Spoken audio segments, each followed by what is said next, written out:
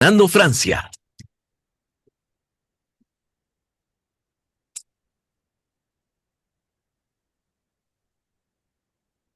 Esta hora bajamos el ruido y subimos el entendimiento de lo que importa. Economía, finanzas y realidad internacional. Inicia a las 5 siempre, con la conducción de Fernando Francia, de lunes a viernes a las 5 de la tarde, aquí por CRC 89.1 Radio. Hola, ¿qué tal? ¿Cómo están? Gracias por su sintonía. Son las 5:01 en San José, pero también en Ciudad de Guatemala, donde transmitimos hoy. Es martes 11 de noviembre de 2025 y eso quiere decir que usted va a estar al tanto de todo lo que importa en materia de economía y finanzas del mundo, pero también la actualidad, la geopolítica internacional. Transmitimos desde Costa Rica para todo el mundo en la 89.1 FM de cadena radial costarricense con repetición a las 10 de la noche y también en streaming, eh, salvo que haya problemas con Facebook. Ahí estamos en Facebook Live y también en YouTube a las 5 siempre. Lo pueden buscar en el nuevo canal a las 5 siempre. La producción a cargo de Mauricio Sandoval desde Colombia y en controles el talento técnico de David Guerrero haciendo posible a la distancia la transmisión de este programa y que llegue a todos ustedes. Como siempre, hoy tenemos las noticias del mundo financiero, de la economía global, pero también de la geopolítica en la primera media hora y en la entrevista de fondo vamos a entender cómo avanzan las regulaciones, los negocios, todo lo que está alrededor de las criptomonedas. Ya se ha hablado muchísimo de las criptomonedas, por supuesto, pero cada día hay novedades también en criptoactivos, en criptomonedas, no solo Bitcoin, sino todo el mundo financiero alrededor de criptomonedas. Y por eso vamos a hablar con Mauricio Castillo. Él es educador financiero y CEO de Bit Capital. Em, pues ya ustedes saben que El Salvador había dado unos pasos en algún momento, vamos a ver cómo está eso. La Unión Europea ha comenzado algunas regulaciones, ya lo hemos informado. Estados Unidos está viendo también cómo avanzar. Y bueno, además de los negocios de la familia Trump, pues Brasil también expide nuevas reglas. Así que vamos a conversar de esto en pocos minutos, en unos 27 minutos más o menos. Pero vamos directamente a las noticias, em, porque pues tenemos, bueno, empezamos en Estados Unidos, como siempre. Tras 42 días de parálisis, el Congreso de Estados Unidos podría estar cerca del final del shutdown, el cierre más largo de su historia. La Cámara de Representantes votará, se supone que votará este miércoles, así lo han anunciado, un proyecto para reabrir el gobierno luego de que un grupo de senadores demócratas se uniera a los republicanos para destrabar el acuerdo. La iniciativa restablecería salarios a empleados federales y programas de asistencia alimentaria, el SNAP, aunque deja afuera la exigencia demócrata principal de extender los subsidios de salud del Obamacare. El Comité de Reglas de la Cámara sesionará la noche de este martes para definir el texto que sería enviado al presidente Donald Trump para su firma. Aun si se aprueba, las disrupciones aéreas podrían continuar. El Departamento de Transporte advirtió que los recortes de vuelo por falta de personal ya alcanzan el 6% y podrían aumentar si la normalización se retrasa. Incluso muchos de los congresistas no han podido volver a Washington por los problemas de vuelos que hay en este momento. Así que, pues, em, todo está en pleno desarrollo y vamos a ver qué les informamos de esto mañana, si llegamos a los 43 días y contando o si ya se paraliza este shutdown, el más largo de la historia de Estados Unidos. Y también en Estados Unidos los autobuses y trenes ganan terreno ante el caos aéreo causado por el cierre del gobierno. Justamente las reservas para el feriado de Thanksgiving aumentaron 12% interanual, según Wanderoo, con subas de hasta 30% en rutas hacia Nueva York, Washington y St. Louis. En contraste, las aerolíneas cancelaron 2.400 vuelos y demoraron más de 9.000 el lunes, mientras el Congreso busca poner fin a la parálisis que afecta a la Administración de Seguridad en el Transporte y a los aeropuertos del país.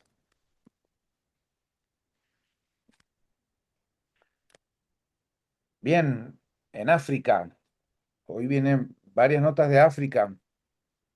El Fondo Monetario Internacional reafirmó que Senegal mantiene soberanía sobre su política de deuda tras revelar pasivos ocultos por más de 11.000 millones de dólares. El organismo había congelado un programa de apoyo de 1.800 millones, pero aclaró que cualquier reestructuración es decisión exclusiva del gobierno. El primer ministro Usman Sonko rechazó presiones del FMI, provocando una caída de los bonos soberanos senegaleses. Y en Sudáfrica, vamos con una seguidilla de tres notas de Sudáfrica. En Sudáfrica, el First National Bank y Mastercard lanzaron una plataforma para transferencias internacionales más baratas y rápidas. El servicio llamado Globa permitirá enviar dinero a países vecinos como Zimbabue, Mozambique o Ghana, en línea con el objetivo del G20 de abaratar y agilizar los pagos transfronterizos antes de 2027. También en Sudáfrica, la automotriz china Beijing Automotive Group, Bike, comenzará en enero el ensamblaje local de su nuevo SUV B30 en la planta de Goberha, provincia de Cabo Oriental. La producción usará un sistema de ensamblaje completely knocked down, es decir, desde piezas sueltas, con más contenido local. Es parte del giro de las marcas chinas hacia África ante restricciones de Estados Unidos y Europa. Vean cómo se va moldeando el comercio internacional. El desempleo en Sudáfrica bajó 31,9% en el tercer trimestre, desde 33 bajó a 31,9%, es muy distinto. Vamos de nuevo, el desempleo en Sudáfrica bajó a 31,9% en el tercer trimestre desde un 33,2% en el que estaba en el anterior trimestre, según Stats SA. El repunte se debió a 130.000 nuevos puestos en construcción, 116 en servicios comunitarios y 108 en comercio. La actualización metodológica permitió contabilizar empleos informales, acercando los datos a los estándares de la Organización Internacional del Trabajo. Siguiendo ahora en Asia, vámonos a Asia. El gobierno de Japón analiza permitir fondos públicos para el sector nuclear y redes eléctricas, informó el diario Nikkei.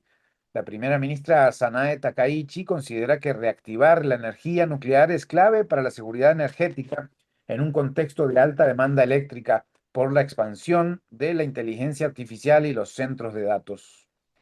También en Japón el precio del arroz volvió a subir y se convirtió en el primer desafío económico para la nueva primera ministra Takaichi, quien asumió el 21 de octubre.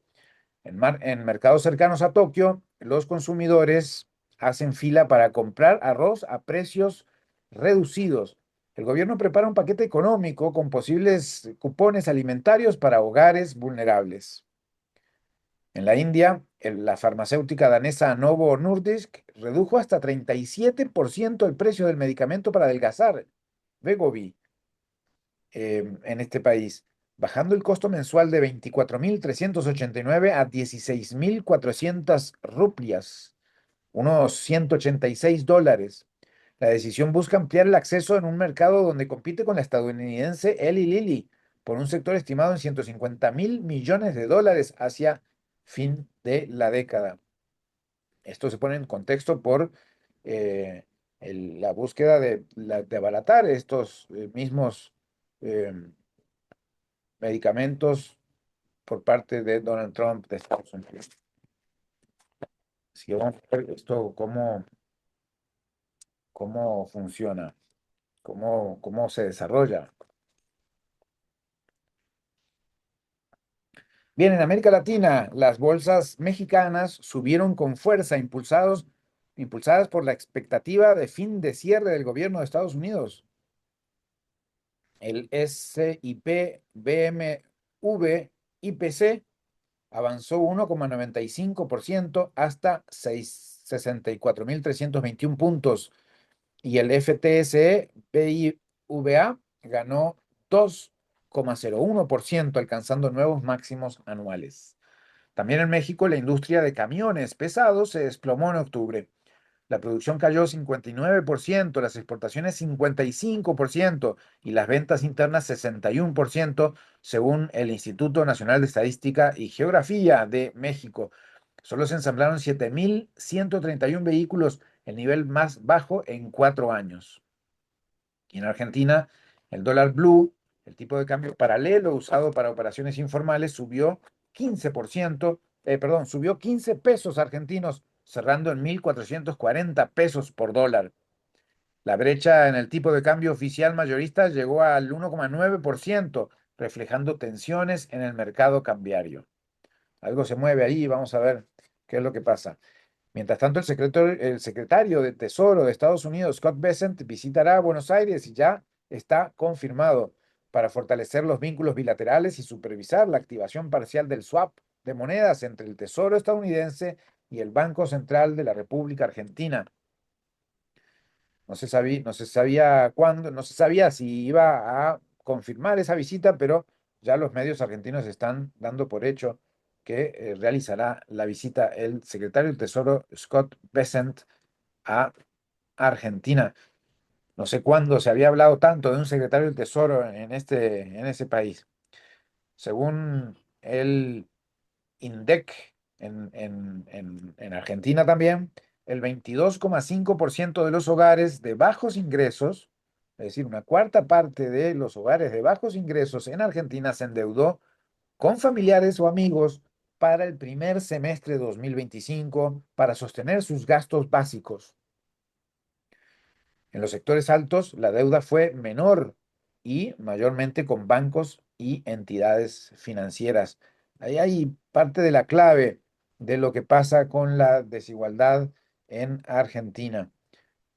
Buen dato para seguirle la pista.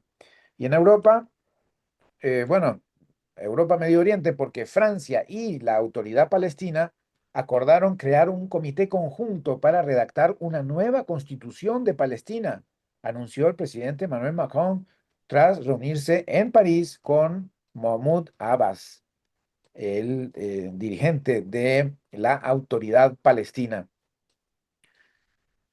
La iniciativa busca consolidar al Estado palestino y garantizar la plena aplicación del alto el fuego en Gaza, promovido por Estados Unidos, que busca respaldar entonces Francia mediante este comité conjunto para redactar una constitución nacional de Palestina.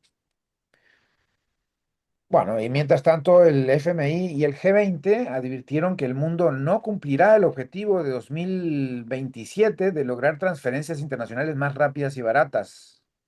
Mientras tanto, países emergentes como Sudáfrica, India y México avanzan con soluciones propias de pago digital y bancarización regional. Interesante este punto, ¿no? De eh, que no se va a cumplir el objetivo, que ya lo vamos a ver en otras notas sobre la búsqueda de agilizar los pagos internacionales. Les doy un tip, blockchain podría hacer algo. Vamos a ver si los bancos se actualizan en ese sentido. Bueno, justamente una nota que para mí es histórica, tremenda, bueno, para mí no, para el mundo, pero la Unión Africana lanzará en 2026 la Agencia Africana de Calificación Crediticia, AFCRA, con sede en Mauricio. Esta agencia va a ofrecer evaluaciones más justas del riesgo financiero y mejorar el acceso de los países africanos a los mercados internacionales de capital. Durante décadas, las naciones africanas han pagado un premium africano, una especie de sobreprecio en sus préstamos por percepciones de riesgo exageradas, producto del desconocimiento local de las grandes agencias internacionales. Esa brecha ha costado miles de millones al continente de por sí empobrecido, aunque rico en sus minerales y en sus materias primas. AFCRA No resolverá por sí sola los desafíos de la deuda, por supuesto, pero podría marcar un punto de inflexión si aplica una metodología rigurosa y transparente. Según Aimé Duchamp de ACA, la agencia puede transformar la percepción del riesgo africano de tres maneras. Primero, desarrollando sistemas de datos propios que reflejan variables locales ignoradas por los modelos globales. Segundo, reduciendo los costos de calificación frente al dominio de las grandes agencias. Y tercero, ampliando la cobertura hacia gobiernos subnacionales y emisores privados para mejorar la transparencia y diversificar las inversiones. Si tiene éxito, AFCRA, la nueva agencia que empezará en 2026, podría redefinir el costo del crédito africano y proyectar una narrativa más precisa y soberana sobre su desarrollo económico. Esto se decidió en la cumbre de países africanos recientemente desarrollada. Me parece una noticia bomba para el continente africano. Ojalá que eso pueda cuajar y pueda dar esos resultados que está buscando ese continente. Bueno, hablábamos de que si las empresas están relacionadas con la inteligencia artificial, tienen un crecimiento, son un crecimiento expansivo, exponencial, es un crecimiento del tipo de burbuja. Vamos a problematizar eso muchos días más y vamos a conversar de eso muchos días más, pero ahora vamos a ver una serie de notas que nos hablan alrededor de estos temas. Primero, SoftBank se desprende de Nvidia para financiar su apuesta por OpenAI. SoftBank, el conglomerado japonés, anunció la venta total de su participación en Nvidia por 5.830 millones de dólares, casi 6 billones en inglés, billones, casi 6.000 millones de dólares en español, como parte de una estrategia para financiar su nueva ofensiva en inteligencia artificial centrada en OpenAI, creadora de ChatGPT, como ustedes saben. Según el reporte de resultados de SoftBank, vendió 32 millones de acciones de Nvidia en octubre y también parte de su participación en T-Mobile por 9.000 millones de dólares. Con estas operaciones, la empresa SoftBank busca fortalecer su liquidez y mantener solidez financiera, explicó su director financiero, Yoshimitsu Goto, quien calificó la medida como una política de monetización de activos. Los fondos obtenidos se destinarán principalmente a un plan de inversión de 22.500 millones de dólares en OpenAI, así como otras adquisiciones, incluyendo la compra de la división de robótica de la empresa constructora sueca ABB. Aunque las acciones de Nvidia cayeron 2% tras el anuncio, claro, se retira SoftBank de Nvidia. Fuentes cercanas a la compañía aseguran que la decisión no responde a dudas sobre la valorización del sector de la inteligencia artificial, sino a una estrategia de capitalización ordenada de su propia estrategia. SoftBank ya había invertido en Nvidia en 2017 y vendido su primera participación en 2019, o sea, no es la primera vez que lo hacen. Pese a esta nueva salida, sus negocios siguen estrechamente ligados al gigante de los chips, por supuesto. Y en el mismo mundo, AMD, que también hace chips, prevé crecer 35% anual gracias a la demanda de chips de inteligencia artificial. La CEO, la directora ejecutiva de AMD, Lisa Su, anticipó que la compañía crecerá cerca del 35% anual en los próximos 3 a 5 años, impulsada por la demanda insaciable de chips para inteligencia artificial.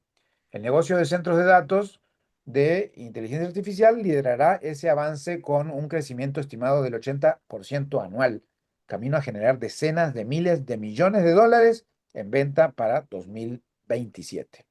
Su, la CEO de AMD, señaló que la empresa podría alcanzar una participación de 2 dígitos en el mercado de chips de la inteligencia artificial, actualmente dominada por Nvidia, que concentra más del 90% de cuota global.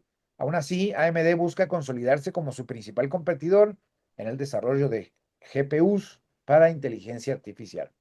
Durante su Día del Inversor 2025, la empresa proyectó márgenes brutos de entre 55 y 58%, superando las expectativas, aunque sus acciones cayeron 3% tras el anuncio. Han duplicado su valor este año. Bien, y aquí viene un poco la problematización. No sé si ustedes recordarán a Michael Burry. No sé si recordarán a Michael Burry, célebre por The Big Short. Y no sé si recordarán a The Big Short. Bien, pues em, The Big Short, ahorita les explico bien qué es, pero el inversionista Michael Burry acusó a las mayores empresas tecnológicas de inflar sus utilidades aprovechando el auge de la inteligencia artificial. Según Burry, fundador de Sion Asset Management, los grandes proveedores de infraestructura en la nube y chips de IA,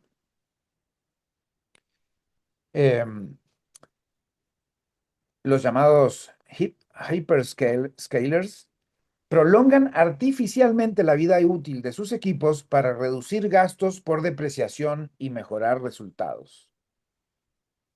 Bueno, The Big Short es la película que retrata cómo Michael Burry, es decir, Michael Burry, personaje de la vida real, no de una película, ¿verdad? El Big Short es la película que retrata cómo este personaje, esta persona, Michael Burry, anticipó la burbuja financiera del 2008 provocada por el colapso del mercado hipotecario de Estados Unidos. Esta película, The Big Short, está basada en un libro de Michael Lewis y la cinta muestra cómo un grupo de inversores, entre ellos Burry, descubrió las fallas del sistema financiero y apostó en su contra, revelando el papel de la codicia, la especulación y la falta de transparencia de la crisis que sacudió la economía global. Bueno, quien protagonizó todos estos hechos y esta denuncia y esta anticipación en 2008, ahora dice que entre 2026 y 2028, esta práctica podría, la práctica que están haciendo las empresas de IA, de la inteligencia artificial, podría sobreestimar las ganancias del sector en unos 176.000 millones de dólares, con Oracle y Meta entre las más afectadas, al inflar sus beneficios en 27 y 21% respectivamente. Aunque la acusación es seria, expertos recuerdan que las normas contables permiten cierta flexibilidad para calcular la depreciación de activos como servidores o chips, lo que complica probar las irregularidades. El inversionista, que recientemente reveló apuestas bajistas contra Nvidia y Palantir por más de $1.000 millones, advirtió que el frenesí por la inteligencia artificial recuerda la burbuja tecnológica de los 90, que ya habíamos hablado, ¿verdad? Las .com, que estalló a finales de los 90. Tras sus declaraciones, las acciones de Nvidia subieron 6% y las de Palantir 9%. Así que imagínense, esto está peor que la película, o tal cual como para una segunda parte de la película. Burry prometió ofrecer más detalles el 25 de noviembre, manteniendo la atención de Wall Street sobre lo que podría ser, según él, una nueva distorsión del valor real en el corazón del sector tecnológico. Vaya, esto se pone telenovelesco, no me digan. Vamos a estar atentos. Le hicieron un cliffhanging ahí a lo Netflix diciendo que el 25 te doy una segunda parte. 25 de noviembre, ya faltan solo unos 14 días. Así que vamos a ver qué pasa con esa segunda, vamos a estar atentos qué pasa con esa segunda parte de Burry. Bueno, Temu y Shane, saben qué es, ¿verdad? Ustedes lo utilizan. Temu y Shane se consolidan entre las tiendas en línea más populares de Estados Unidos. Nacido en la Universidad de Nanking, en los años 90 como una celebración para personas solteras, el Singles Day se transformó con el tiempo en el mayor festival de compras en línea del mundo. Alibaba lo adoptó en 2009 y pronto otras plataformas chinas siguieron la tendencia, que luego cruzó fronteras. En Estados Unidos, aunque el evento se ha incorporado tímidamente al calendario comercial, apenas semanas antes del Black Friday, su influencia refleja el peso creciente del comercio electrónico global. Según Statista Consumer Insights, el 93% de los adultos estadounidenses compró algo en línea en el último año. Amazon y Walmart dominan el mercado con 73% de los consumidores. 73%, perdón. Amazon y Walmart dominan el mercado, discutible. 73% de los consumidores realizó alguna compra en Amazon y 51% de las personas en Walmart. Más atrás se ubican Target con 26%, Temu con 20% y eBay con 18%, seguidas por Apple, Best Buy, Shein, ambas alrededor de 17-18%. El ascenso de Temu y Shein, ambas de origen chino, ha sido meteórico. Su estrategia se basa en precios ultra competitivos, envíos directos desde China, lo que, lo que ha desafiado la capacidad de los minoristas estadounidenses para competir con esos costos. Sin embargo, la reciente eliminación de la exención arancelaria del llamado de minimis para paquetes de menos de $800 obliga a Temu a cambiar su modelo logístico y comenzar a despachar desde almacenes en Estados Unidos, lo que podría encarecer sus productos. El reto para estas plataformas será mantener sus precios bajos sin perder velocidad ni volumen en un mercado donde los hábitos de consumo online ya no son una excepción, sino una rutina, como todos sabemos. Muy bien, vamos, ya tenemos en línea a nuestro invitado Mauricio Castillo, pero vamos a hacer una brevísima pausa y enseguida volvemos con la entrevista de esta tarde.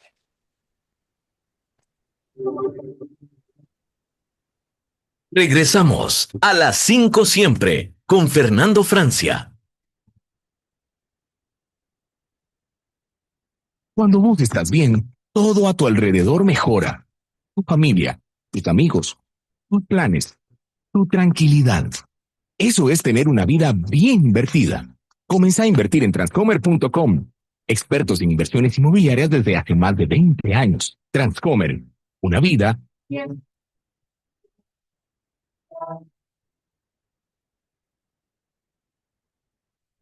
Cuando el reloj marca el cierre de la tarde, aquí abrimos el sentido. Economía, finanzas y realidad internacional. El programa creado por Alberto Padilla en Costa Rica. A las 5 siempre. Te esperamos de lunes a viernes a las 5 de la tarde con la conducción de Fernando Francia. Aquí, por CRC 89.1 Radio. Bien, y continuamos a las 5 siempre y anunciábamos al inicio que vamos a conversar sobre criptomonedas, criptoactivos, sobre las regulaciones que se están haciendo alrededor de estos temas.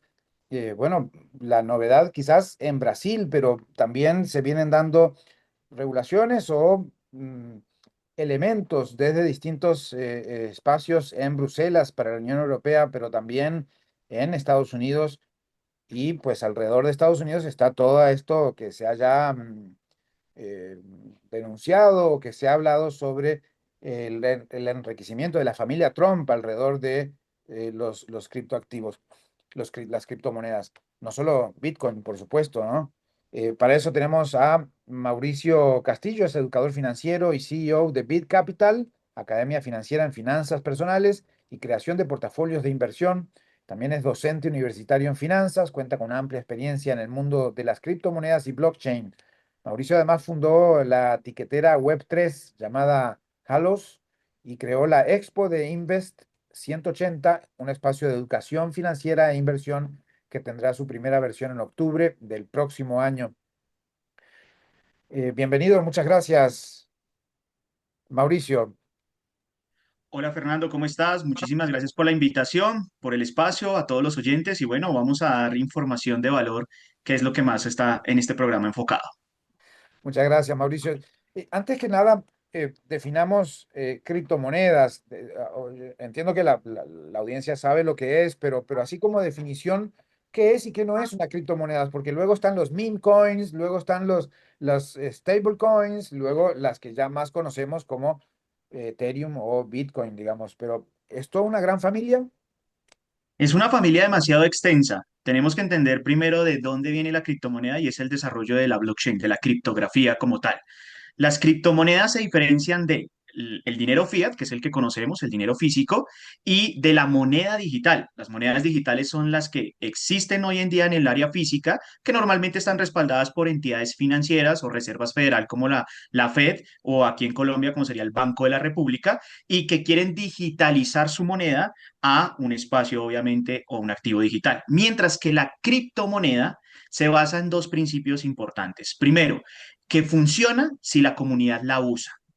Y segundo, que depende de la usabilidad, porque tenemos criptomonedas que van en el área financiera, tenemos criptomonedas que van en el área del gaming o los videojuegos, tenemos criptomonedas que van en el desarrollo tecnológico, plataformas, startups que están trabajando fuertemente, entre otras áreas, medicina, etcétera, etcétera.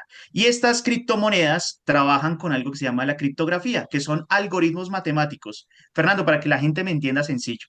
Uno más 2 da 3, pero yo puedo mover esos valores y de esa manera siempre que me dé el mismo valor. ¿Cuántas respuestas tiene ese algoritmo? Tanta cantidad de respuestas que pueda generar la criptografía. Por lo tanto, cumple con un valor que para los financieros es fabuloso y es que solo se puede sacar hasta cierta cantidad de criptografía, hasta cierta cantidad de criptomonedas.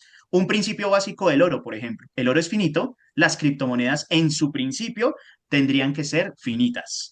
Esa es la gran diferencia entre un criptoactivo, una moneda digital y el dinero fiat. Muy bien, muy bien. Y entonces, las criptomonedas, digamos, la que más conocemos por el auge que ha tenido es el Bitcoin. Está arriba de los $100,000 por Bitcoin. Tiene sus sub y bajas, tuvo su subida hasta 120 y tantos, ¿verdad? Y ahora pues está ahí un poco. Y sus movimientos tienen mucho que ver, como decías, con el uso que se le da, con los anuncios que dan grandes personalidades del mundo, como el propio Trump, como en su momento Elon Musk, ¿verdad? La gente que dice, bueno, ahora voy a apostar por esto, voy a hacer compras aquí, incluso Amazon que recibía o recibe en determinados lugares bitcoins para compras. Entonces, eso va generando que crezca y crezca y crezca y no pare de crecer. Porque cumple unas características que hoy en día el sistema financiero está pidiendo auxilio. ¿Por qué está pidiendo auxilio? Porque hoy en día vemos que la gente no está contenta con un Estado, la gente no está contenta con los gobiernos. Segundo punto, tenemos un problema y es la inflación, que siempre se imprime, se imprime, se imprime dinero, no hay un control como tal, no hay un respaldo como tal, y la gente siempre va a seguir sufriendo eso, sobre todo las economías emergentes como las latinoamericanas, que sufren fuertemente eso. Y tercer punto, que es la primera vez en la historia que un activo digital es verificable y que puedo saber la transabilidad que tiene ese activo. Al conocer la transabilidad, yo puedo saber desde el momento en que nació el Bitcoin hasta cómo se ha diversificado en diferentes billeteras, buscando que controlar realmente que solo existan 21 millones de criptoactivos en Bitcoin, no hay más, y que obviamente Satoshi Nakamoto, que es la persona que realmente se le atribuye todo este desarrollo o esta creación del Bitcoin, ha traído siempre un libro abierto de cómo funciona la tecnología, una democratización como tal del activo y que permite que usuarios que conozcan, que no conozcan, que puedan comprar fracciones, que puedan comprar grandes cantidades o pequeñas cantidades de manera sencilla y que obviamente tengan un activo de valor en el tiempo. Estamos en una era que yo creo que es el principio y el final de una era tecnológica como la que veníamos trabajando, pero que la blockchain y sobre todo la inteligencia artificial van a crear una nueva era. Se dice, Fernando, que la blockchain inclusive no solo va a impactar el área financiera, sino va a impactar otras áreas que van a ser un antes y un después para el mundo. Justamente, y me salgo un poquito del tema, pero el FMI y el G20 querían agilizar las transferencias entre países, las transferencias al exterior y acusan a países emergentes, México, Sudáfrica, y otros de ser muy lentos en las transferencias. Ahora, ¿quiénes son los lentos? Porque los bancos nuestros necesitan corresponsales en Estados Unidos, en Europa, para que estos sean los que hablen. Digo, la blockchain ya lo está haciendo hace rato. La blockchain lo En está haciendo hace segundos, rato Claro, y sobre todo está rompiendo algo que es la intermediación. En el sistema financiero hay mucha intermediación, es muy costoso que yo pueda enviarte dinero de Colombia a Costa Rica, de Costa Rica a Estados Unidos. Es muy lento y muy costoso. La blockchain permite en segundos a través de dispositivos como el celular y es mucho más limpio, es mucho mayor transparencia tanto para el usuario como para la persona que recibe. Entonces, definitivamente es una cadena democratizada que cualquier persona puede desarrollar y que hay algo que de pronto no hemos tocado y es que no le pertenece a un gobierno, no le pertenece a un banco central, sino definitivamente es de todos. Si todos nos unimos y le damos valor a los zapatos, pues nos empezamos a pagar en zapatos. Pero aquí tenemos una tecnología que respalda aún más y por eso la gente ya no usa zapatos, ya no usa sal, ya no usa el trueque, sino está utilizando estos sistemas digitales. Hago otro punto de partida interesante, Fernando. Vemos, por ejemplo, que en muchos países, sé que en Costa Rica se maneja mucho Simpe, no sé si de pronto me corrige si está esas plataformas, en Colombia Nequi, DaviPlata, estos sistemas tradicionales que funcionan, pero pilas. Funcionan con la idea de democratizar, es decir, que todo el mundo lo pueda bancarizar, pueda usar fácil, pero últimamente esas plataformas están convirtiéndose en bancos, es decir, se están desligando, se convierten en bancos para finalmente volverse un banco tradicional de cobrar impuestos en las transacciones. Al ser una criptomoneda, como es de todos y funciona para todos, aquí no hay una persona que realmente tome decisiones frente a eso, sino que todo el público, al hecho de usarla, puede modificar, puede llegar a consensos de mejoras, puede llegar a consensos de muchas razones. Por eso existen más de 20.000 criptomonedas en el mundo, 20.000, no solo Bitcoin y Ethereum, 20.000 proyectos que sé que van a revolucionar el sistema financiero. En Costa Rica el SIMPE lo generó el Banco Central y las entidades bancarias, privadas o públicas, se afilian al sistema y los usuarios somos las personas que hacemos esa transferencia, pero en efecto no es, es decir, es una especie de medio por el cual se hacen transferencias, pero tu dinero está en una cuenta determinada, ¿no? Eh, Claro. Ahora, hay que separar blockchain de Bitcoin. Es decir, cuando vos decís blockchain, es una tecnología que puede utilizarse para absolutamente cualquier cosa. Es decir, se usa incluso para rastrear documentos legales o para un montón de cosas. Se puede usar blockchain, que no quiere decir usar Bitcoin, ¿verdad? Para aclarar. Claro que sí, totalmente. Bitcoin es una parte usable de cómo funcionaría o cómo funciona blockchain. Te doy otro ejemplo para que me entienda el público y sobre todo los oyentes. Tú me mencionaste al principio de que yo soy CEO de una etiquetera que se llama Halos. Halos es una etiquetera Web3, es decir, que trabaja con blockchain. ¿Qué beneficios trae la blockchain a una etiquetera? Pues que hoy en día, cuando tú vas a un evento, tú sabes que puedes estar frente a un evento que se puede realizar y como no se puede realizar. Tú estás frente a que como organizador no puedes identificar las reventas de los tickets, no se puede saber quién compra el ticket y quién ingresa al evento. Todas esas cuestiones generan demasiados problemas, tanto para los asistentes como para los organizadores. Gracias a esta tecnología, Fernando, que aquí hago una cuñita, nació en Costa Rica, Jalos nació en Costa Rica, definitivamente los desarrolladores que ustedes tienen están haciendo un excelente trabajo en Costa Rica, hicieron posible este proyecto y es un proyecto que nació de la ambigüedad de, oiga, ¿por qué no conocer quién se sienta al lado mío en un evento? Tener la tranquilidad que es una persona fiable, que no es una persona que vaya a hacer algún mal a un estadio y que adicionalmente yo pueda tener un ticket único, coleccionable, ya no es un ticket de papelito, sino es un ticket coleccionable, donde el organizador le puede dar contenido exclusivo al Wow. ticket para generar nuevas experiencias. Eso es blockchain. Entonces, imagínate esto lo que puede impactar en la medicina, en los videojuegos, en la propiedad intelectual de artistas. Se pueden abrir miles de campos porque definitivamente, vuelvo y lo digo, ya estamos como con un libro contable abierto y un contador que trabaja por nosotros.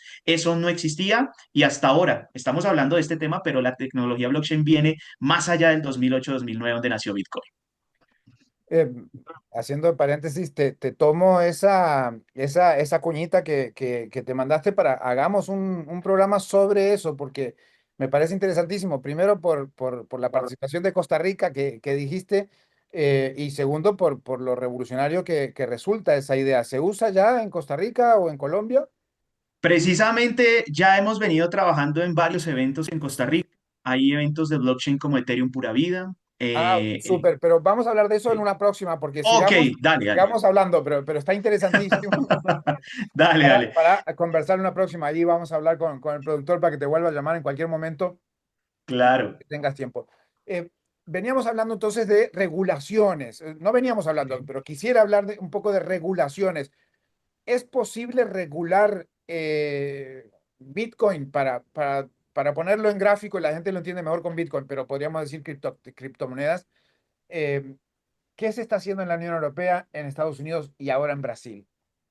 Bueno, todo es ambiguo, Fernando. Estamos frente a una tecnología que nos impactó, se nos acercó, evolucionó tan rápido que muchos gobiernos están tratando de anticiparse porque quieren ser parte del pastel. Eso es lo que hay que entender claramente. ¿Por qué? Porque los grandes fondos de inversión, las grandes entidades financieras se dieron cuenta que si no se actualizan a este sistema puede atacarlos directamente y puede quitarles bastantes clientes. Estamos hablando que la blockchain puede atacar finanzas descentralizadas, es decir, dar créditos, préstamos, prestar Bitcoin para poder comprar una vivienda, poder generar un CDT en estos criptoactivos. Entonces, obviamente, entre más gente la está usando, generó mayor presión.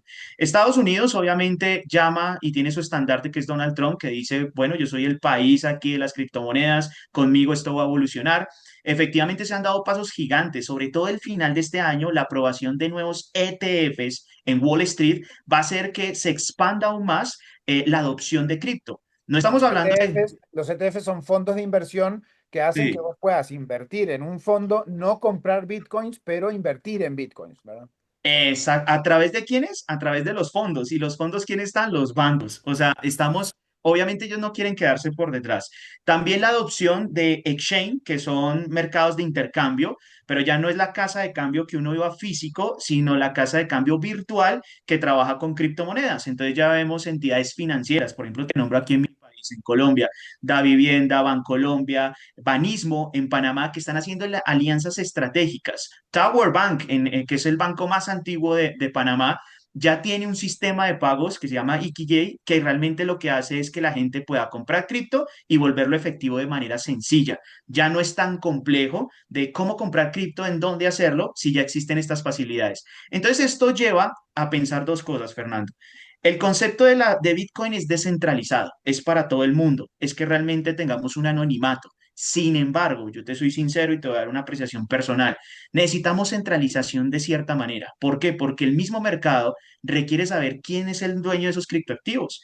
¿Por qué? Porque se puede hacer lavados de activos, hay secuestros en criptomonedas, aunque usted no lo crea, pasan esas cosas y obviamente se necesita una regulación de quién maneja estos criptoactivos y el punto de partida va a ser ¿quién va a presionar más? Las personas que tienen los criptoactivos y defienden esa descentralización o las entidades financieras que quieren adoptar ese espacio, pero necesitan de la centralización para poder conocer sus clientes. Estamos en una batalla, vamos a ver qué pasa. Hay mucha especulación, pero realmente creo que falta mucho camino todavía por recorrer.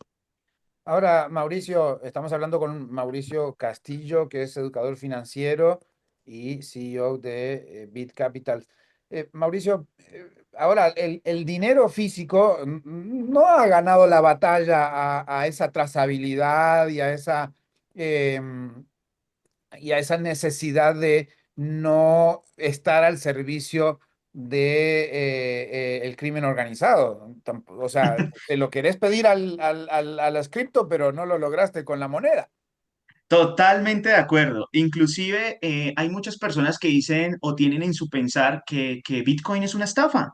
¿Y por qué? Porque normalmente las personas que aprovecharon de la inocencia de muchas otras, porque pensaban que darle el dinero a una persona y que le dieran un Bitcoin, eso era una estafa, era Bitcoin y realmente se desaparecían con el dinero y entonces decían, no, el Bitcoin desapareció y se aprovecharon en mucho tiempo muchísimas personas de la ignorancia de muchísima gente. Sin embargo, yo te soy sincero frente a ese punto. Sí, ese punto que tú acabas de tocar es verídico. Sin embargo, tenemos que saber hacia dónde va todo. Hoy en día la gente tiene más dinero en su celular digitalmente que en efectivo. Y cada vez va a ser mayor la adopción. ¿Qué tiene que incentivar los bancos centrales? Por ejemplo, Simple. Eso lo que quiere es generar control. Yo emito el dinero, pero sé quién tiene el dinero. Hago toda la rueda completa. Eso es lo que ellos quieren, saber cómo se compra y se vende. Sin embargo, las criptomonedas es como esa tangente de que realmente la persona puede mover dinero sin tener que estar dentro de un sistema y obviamente, mientras no exista esa regulación, que yo espero que se demore muchísimo, Fernando, te soy sincero, yo espero que se demore muchísimo, pues porque definitivamente me parece un poco escabroso que se quieran meter en el bolsillo de las personas buscando que impuestos. Eso me parece terrible y hasta que no haya una regulación real de las stablecoins, hasta que no haya una regulación real de estos criptoactivos, pues obviamente las personas que conocemos esta tecnología sabemos que tenemos algo de valor porque los demás nos dicen y no porque un banco lo dice. Ahora, qué curioso, qué difícil que va a ser establecer esa, esa regulación buscando captar algo de impuestos en transacciones de bitcoins o de criptomonedas, porque primero la volatilidad te va a decir, bueno, ¿cuánto es? ¿Porcentaje de qué le tenés que dar a quién? ¿Verdad? Esa centralización, bueno, quizás va a llevar que en nombre de la seguridad y de que no hagan estafas y de que no hagan lavado de activos, que no hagan todo lo que hacen con las monedas tradicional, eh, pues va a ir a captar dinero para instituciones centralizadas, ¿no? Es tan curioso que el simple hecho de que quieran regular, están aceptando que las criptomonedas es un valor real de intercambio. Y al hacer eso, estarían pegándose un tiro en el pie. Pero por eso Porque, es que ha subido a más de 100.000, ¿cierto o no? O sea, claro, porque al final son las instituciones las que dicen, ay, sí, sí, esto sí funciona. Y se dispara el Bitcoin. sí, se dispara Bitcoin, pero yo te soy sincero, haciendo alusión a mi memoria, donde Alberto, que en paz descanse, que estuvimos en este programa hace unos años, precisamente recordé cuando él me hizo una entrevista de Bitcoin y estuvimos dialogando de cuando iba en la caída libre y yo le decía, cuando estaban los 40.000, le decía, falta caer más, según análisis técnico, análisis fundamental, pero le dije es que el concepto va más allá. Bitcoin va a seguir subiendo, Fernando. Bitcoin va a seguir subiendo en el tiempo porque cumple todas las características y vuelvo y te lo digo, menos del 10% de la población del mundo tiene Bitcoin, menos del 10. Imagínate cuando esto llegue a un 30, 40, 50%, cuando los fondos digan aceptamos. Pues definitivamente hay grandes posibilidades, como siempre le digo a los inversionistas, probabilidad, pilas con eso, no todos sus ahorritos, pero sí tenga presente que hay una excelente oportunidad de poder generar valor adquisitivo. Dos cosas. Bueno, a Alberto no le gustaban los bitcoins, ¿verdad? Total. Habrá discutido con vos bastante sobre ese tema, porque Uy, eso fueron unas charlas bastante buenas. sí. Em, y lo otro, si tenés bitcoin a lo pequeño, digamos, ¿te conviene guardarlo y hacer como que no tenés ese dinero? ¿Te conviene estarlo moviendo? ¿Qué es lo que le sugerís a alguien? No, digamos, a un trader, ¿no? Alguien que A un por ahí. inversionista, una persona que está empezando. Sí. Mira, yo te soy sincero, parte del portafolio debe estar en cripto. Si no conoces todo el mundo de criptomonedas, por lo menos Bitcoin y Ethereum. Esos deberían ser dos activos que deben tener. No me hagan caso a mí, miremos qué están haciendo los grandes fondos de inversión. Tenemos a grandes inversionistas que definitivamente parte de su portafolio están asegurando que entre un 5 y un 10% debería estar invertido en estos criptoactivos. Entonces, definitivamente sí debería haber una exposición en tu portafolio. Obviamente no dar el 100% porque todavía es demasiado volátil, es demasiado agresivo, pero sí estar expuestos de cierta manera a pensar a largo plazo. Yo siempre les digo a los clientes que tengo cuando asesoro financieramente es, piensen en una pensión, piensen en 10, 15 años para el colegio de sus hijos, piensen muy a largo plazo porque si usted se pasa mirando el celular o mirando la computadora, cómo sube y baja, se va a meter una estresada terrible. Es preferible que piense a largo plazo y empiece a entender que estamos frente a un activo como el oro en su entonces, que tiene grandes volatilidades porque están entrando grandes mercados y que todavía falta un montón. Van a venir caídas, te lo aseguro, Fernando, tendrán que venir caídas, pero con el tiempo vamos a ver un activo hacia el alza. Eso sí, tenlo por seguro.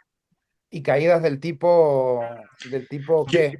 Vuelvo a hacer una premonición en este canal, es que fue muy curioso, chévere que podamos recordar en otro momento. Mira, hay puntos importantes que como traders y como inversionistas en la bolsa estamos esperando.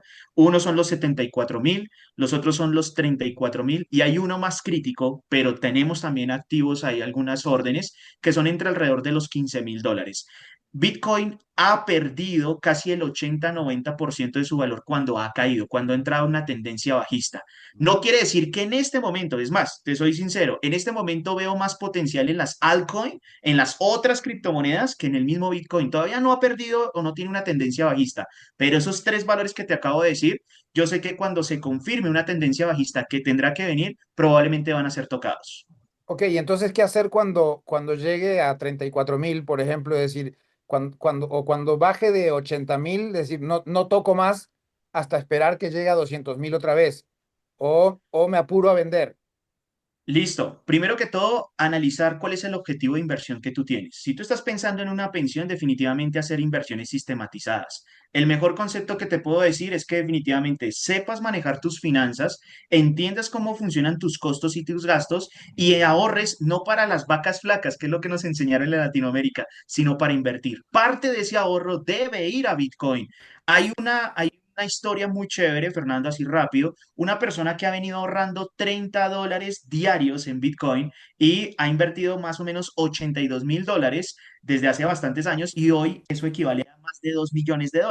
Algo así tienen que pensar es de manera sistematizada a largo. Si ya quieres ser trader, buscar ganancias un poco más agresivas, pues tener presente estos valores que acabo de decir y buscar y aprender, educarse como traders, como analistas fundamentales, analistas técnicos, pero tomar mi apreciación no como palabra de oro, es una probabilidad, sino como una probabilidad de querer aprender, de querer enseñar y obviamente arriesgar un poco más cuando los valores lleguen a esos precios. Pasó ya una vez cuando Alberto le dije que estaba a los 60.000, que iba a caer a los 20.000 y pasó esa vez.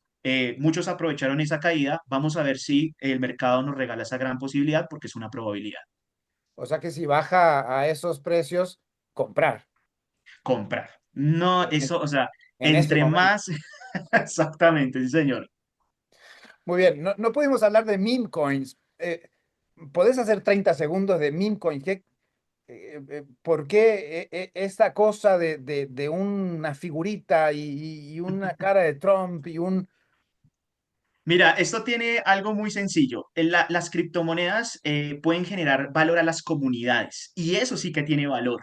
Las comunidades como Halos, que está creándole un valor a la comunidad para que vayan a un concierto y genera un ticket coleccionable, eso es un meme. Las tendencias del mercado. Yo puedo valorizar todo, yo puedo crear un muñequito hoy y si la gente le gusta ese muñequito y lo pone en tendencia, yo puedo ganarle porque es mi propiedad intelectual.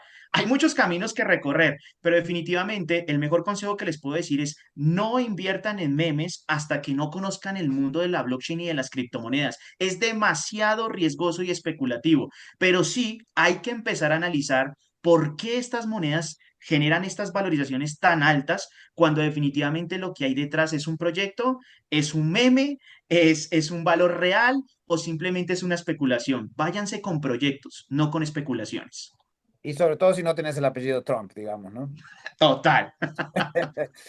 Bueno, no, nos quedó cortísimo, Mauricio, porque habría querido hablar 2 horas más, pero bueno, vas a volver sin duda pronto, no solo Muchas para gracias. hablar de ese proyecto, sino escudriñar un poquito más de cómo avanzan esas regulaciones y cómo esas regulaciones justamente son las que le dan valor, además de los usuarios que son los que le dan valor a la moneda, las regulaciones terminan también, aunque son un poco indeseables, pero son también indicadores de que ahí hay algo, ¿verdad? Que es lo que acabas de Total. decir, entre otras cosas.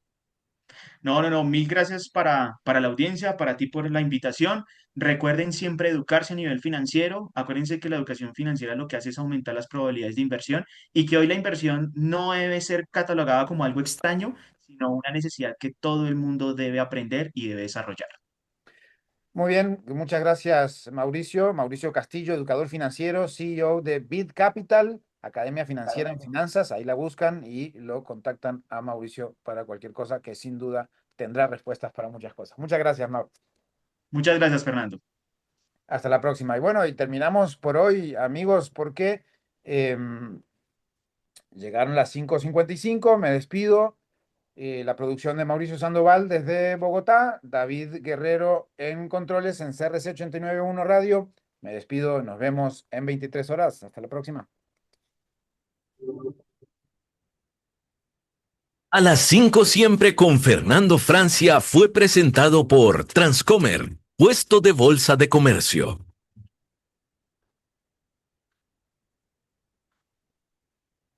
Concluye a las 5 siempre, economía, finanzas y realidad internacional para entender lo que importa. De lunes a viernes a las 5 de la tarde, con la conducción de Fernando Francia, aquí por CRC 89.1 Radio.